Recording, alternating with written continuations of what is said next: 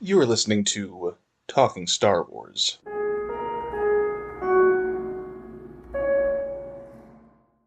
Hello, Star Wars fans.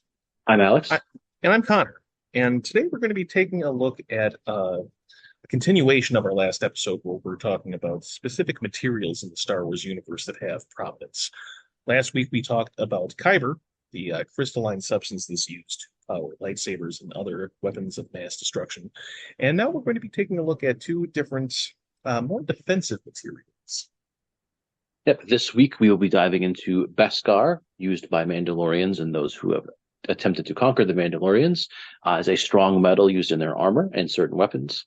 And then also looking at Cortosis, a toxic fibrous metal brought in from canon, from the legends into the current canon, that can deactivate lightsabers and it has recently been shown more prominently in a character in the Acolyte. Let's start with Beskar because I think this is closest to another fantasy material. Um, Mhm. it's very different than kyber in that kyber is used as the heart of certain rare weapons in the hands of a select few. Beskar has a cultural element to it, and but also a rarity, and it comes from a specific location. So, for those who do not know, Beskar is a incredibly strong alloy, one of the strongest in existence, one of the few metals that can withstand that of a lightsaber blade that was found primarily on the planet of Mandalore. And the Mhm. ability to wear Beskar armor is what made the Mandalorians so fearsome for thousands of years. Mhm. The Mandalorians, in fact, consider it cultural appropriation for anyone other than a Mandalorian to wield or wear Beskar armor. It is in a very rich and very realistic way, an ingrained part of their warrior culture, and they find it incredibly offensive when someone who is not part of their culture wears or utilizes Beskar, whether that's Gar Saxon, Moff Gideon, or even Cobb Vanth, and from the Mhm. Mandalorian. Yeah, I think that it's something when it comes to Beskar, is that something that's more so new canon? Was it ever mentioned in Legends? It's something that I can't recall from the Legends It, era. it was mentioned in Legends. Legends had many materials Mhm. to discuss. I'm only truly familiar with Beskar and its canon interpretation, Mhm. where I think it's very consistent, especially having been first mentioned in Rebels and in Mhm. other areas, implied in earlier media, but then canonized and made explicit in The Mandalorian. I think that to have some other material that's not just Jedi related is so helpful because the Star Wars has never just been about Jedi. It's been about these other cultures, these other factions, all living within the same galaxy. So Beskar does have some interaction when it comes to, I would say, just like the Jedi as a concept, just because it can block a lightsaber, but it has so many other properties and it has such a history to it that it's separated from Jedi. Um, Yeah. But as you'll see in a parallel, but with kyber crystals, when the Empire takes over, they mine out all the kyber crystals and make it into a super weapon. When the mhm. Empire takes over, they bomb Mandalore into glass and steal all the Beskar. And that is where Din Djarin gets his Beskar back from in the Mandalorian, is from an Imperial remnant. Moff Gideon, as part of the Empire, uses Beskar to make his own droid troopers. So Mhm. we have this continual, and for the Jedi, it's shown as sort of like the corruption. There's definitely this appropriation of a something strong from a native culture that the empire shamelessly appropriates to use for themselves. So I think we can definitely eye not only the betrayal aspect, but sort of a colonialism aspect to how the empire treats Beskar after they take over Mandalore. Mhm. So yeah, this imperialistic idea of your resources are now ours just shows the villainy of the empire and shows what they are capable of and willing to do. Um, And and for anyone listening, like that sounds like what empires have done in the real world. That is deliberate. Star Wars yes. is not often subtle with its allusions Mhm. or its themes. Sometimes you can have well done themes, but Star Wars has some very simple core ideas. Colonizing other cultures is bad. Yes. Not taking care of nature is bad. Mhm. Fascism is bad. And for any fascists listening, we don't want you listening, so you can just sign that. Not the podcast for you. Yeah, Um, we are strictly a non we we are not endorsements of fascism here on Talking Star Wars. Mhm. The Empire sees Beskar as this material like platinum or copper or gold. They use it as a currency unless it's being actually mined into weapons or armor or droids. But what about for the sake of the Mandalore, for their culture, how do they see Beskar? So it's deeply tied to rights of adulthood and rights of tribal belonging and rights of clan. So depending on your sect of Mandalorianism, it would have different meanings. But generally, all Mandalorians wear armor that is at least part Beskar, particularly the helmets that they wear. It is impervious or resistant to blaster fire and lightsabers, and it Mhm. is both practical in that sense, but also uh, almost necessary for someone to be considered Mandalorian. Mhm. Boba Fett goes on an extended quest to find his specific Beskar Sure. Mandalorian armor after he loses it after being trapped in the Sarlacc pit. Uh, there's also the implication that Beskar should only be used for defense, except in certain rare scenarios, and that Mandalorians are not non-Mandalorians are not allowed to have Beskar. There is we see Morgan Elspeth has a spear made of Beskar, which Din Djarin is not willing to let her keep and defeats her and claims it for himself.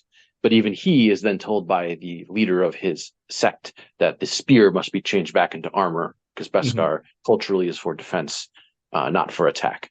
And that spear could then become part of the alloy used for helmets for many of their younglings. Isn't that strange how a lightsaber, much the same, is supposed to be ideally used for defense and not necessarily offense? And that is where the Mandalorians are coming from as well. It is an interesting thing because Mandalorians and Jedi have often both been allies and in conflict more often than allies, to be honest. But yeah, we don't see Mandalorians with like Beskar swords or Beskar bullets trying to kill Jedi. It's always about their armor. Part of that, I think, is tied to their clan identity, where um, a armor can be a stronger indication of belonging than a weapon.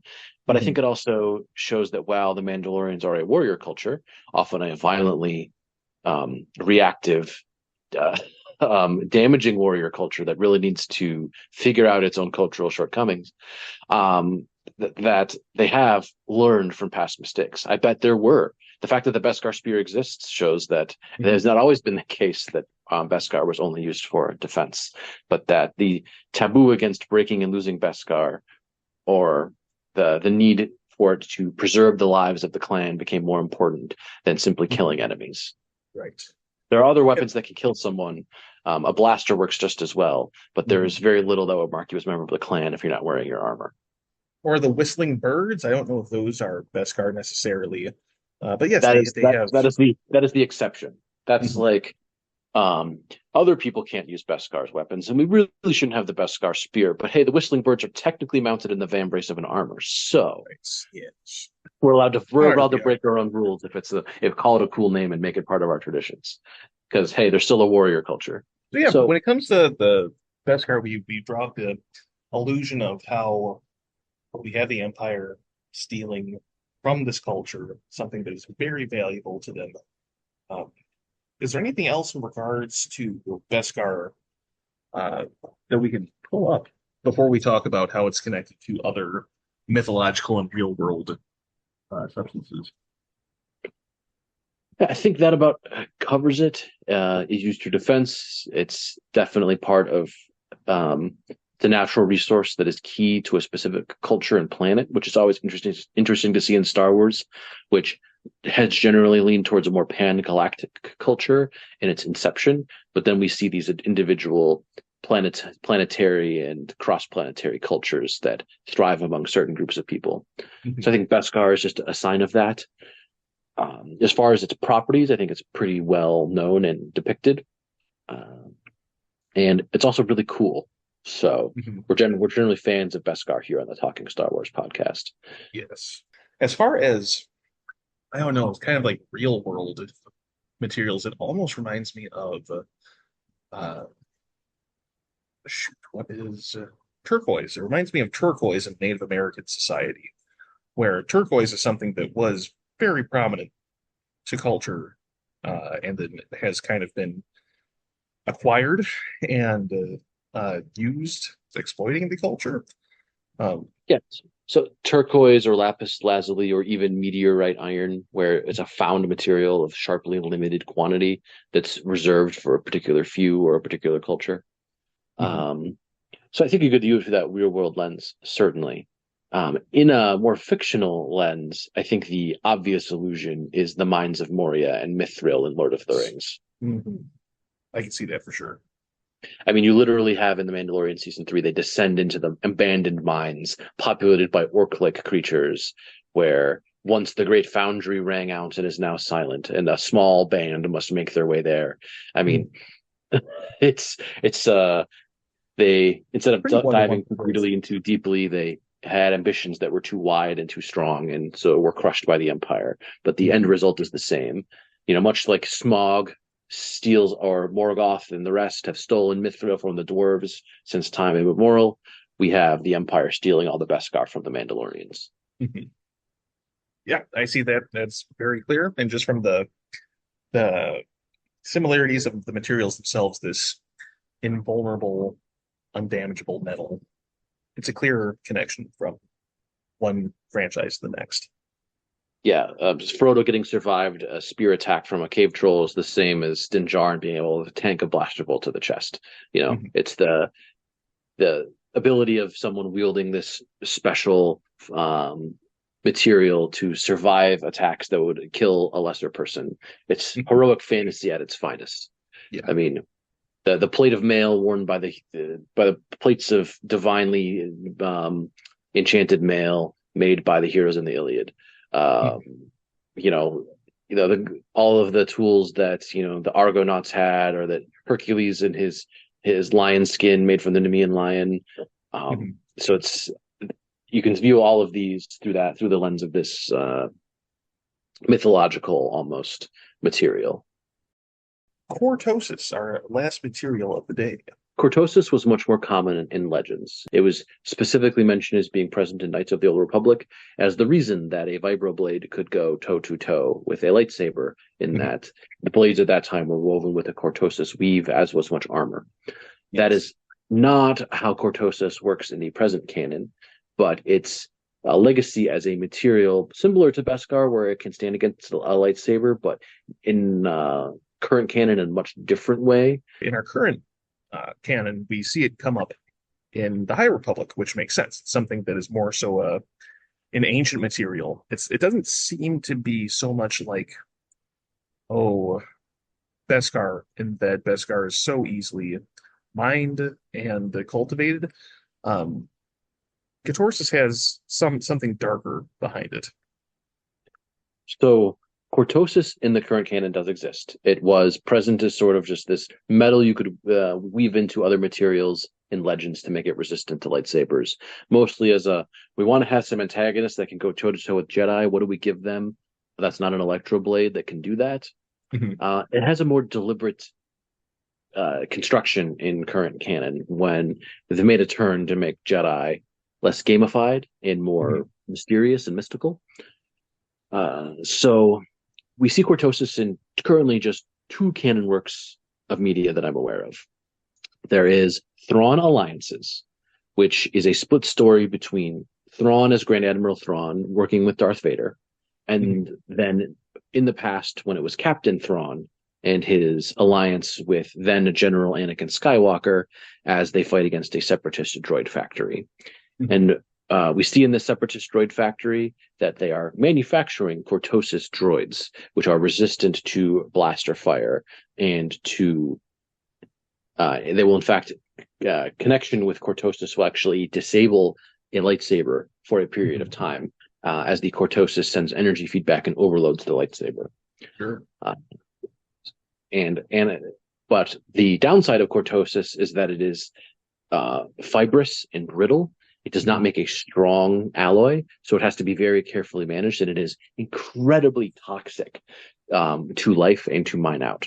So where Beskar, well, apparently is a very strong metal present in abundance on Mandalore and its moons. Uh, Cortosis is found only rarely, and is this. It reminds me a lot of like mercury or another other or asbestos, almost like a toxic material that has powerful uses, but is very difficult to work with and of limited utility, except for killing Jedi. Mhm. The second place that we see Cortosis is recent, and we see that the stranger in the the Acolyte, a potential dark side force user and attacker of Jedi, has a mask made of Cortosis and a vambrace made of Cortosis that he uses to deactivate the lightsabers of Jedi attacking him before he murders them with his red lightsaber. So yeah, the ability for Cortosis to deactivate the lightsaber blade is something that is truly unique. It's not something that I think we've seen happen before. For it to interrupt and cause some sort of feedback loop to turn off the lightsaber is something that's, you know, who knows how we'll see this material used in the future. It reminds me very much of the Legends creature of the Ysalamari, which is this little lemur fox that, from its presence alone, can negate the force. In current canon, we have a similar creature called the Nameless, except it drives Jedi insane, sucks the force out of them, and devours their souls. But similar concept. Yeah, they'll do it. Um, yes, it's something that's not just, well, Beskar is a material that has all of these functions, and it just so happens to block lightsabers. Cortosis seems to be invented or cultivated, strictly to combat a lightsaber. Yeah, which is the interesting piece of world building. And because I think it was made very common, in Legends, because we had the great Sith wars, and you had like dozens of Jedi and Sith running around all the time, and so the average warrior on the battlefield might need to fight off a Sith apprentice. So here's your Cortosis vibroblade, go at it. You don't see a lot of the average person trying to go weapon to weapon with a Sith or a Jedi in current canon. It's just, how do you think you would win? And there's an understanding that you won't. So, or if you're in hand-to-hand combat with that, don't Right. blow their starship out of space from orbit. There's other ways to kill Jedi that are not crossing blades with them. But it reminds me somewhat of like Genoese crossbowmen, which the Papal States tried to ban because they could plow right through plate armor. Sure. But even then, those were useful. Maybe it's more like Beskar, because those were useful even without plate armor. Crossbows are still useful. So, Connor, I'm trying to think, what's a historical example of something that was just useful in like a particular context against a particular group, but useless otherwise? It makes me think of lead. Lead is a particularly toxic material, but it is very helpful at blocking radiation. So if we make this connection of, hey, lightsabers are sort of like this massive radioactive material, or kyber crystals are rather, then I think that the opposite end of that spectrum would be something that is developed or just has the inherent qualities to negate this such material, but it comes with a drawback. So Cortosis is able to negate a lightsaber, but it's brittle. It might not make for the strongest armor, certainly not anything close to Beskar. Yeah, so I'm reminded in like fantasy novels where there's like this single, badly balanced dagger, but it's the only thing that can disrupt the ancient spell or something like that, where it's this forbidden material that can only be used against a certain group. Trying to like lyrium from Dragon Age comes to mind because that can be used to negate magic, but it's not an exact match.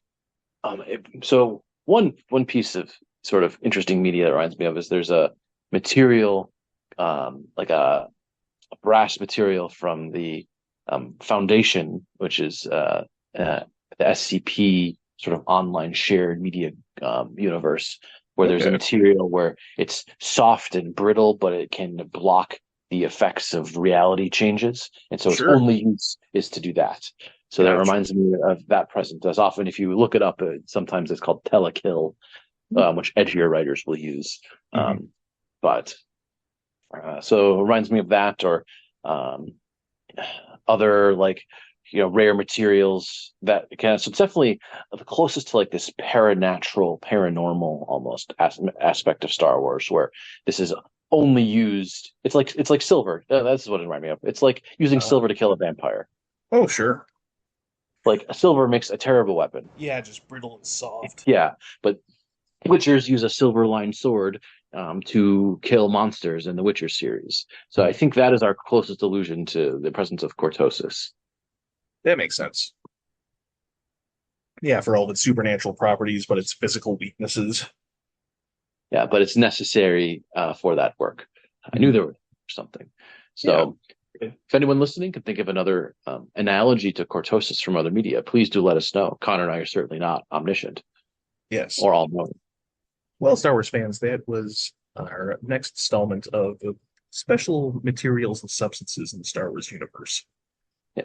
Yeah, thank you for listening about Beskar and Cortosis today. Join us for a future episode, perhaps not next week, where we will dive into other additional exotic but more industrial substances in the Star Wars universe, such as coaxium, tabana gas, and others, and how those play their part in world building in Star Wars. But until then, thank you for listening. We'll see you sometime soon in a galaxy right here.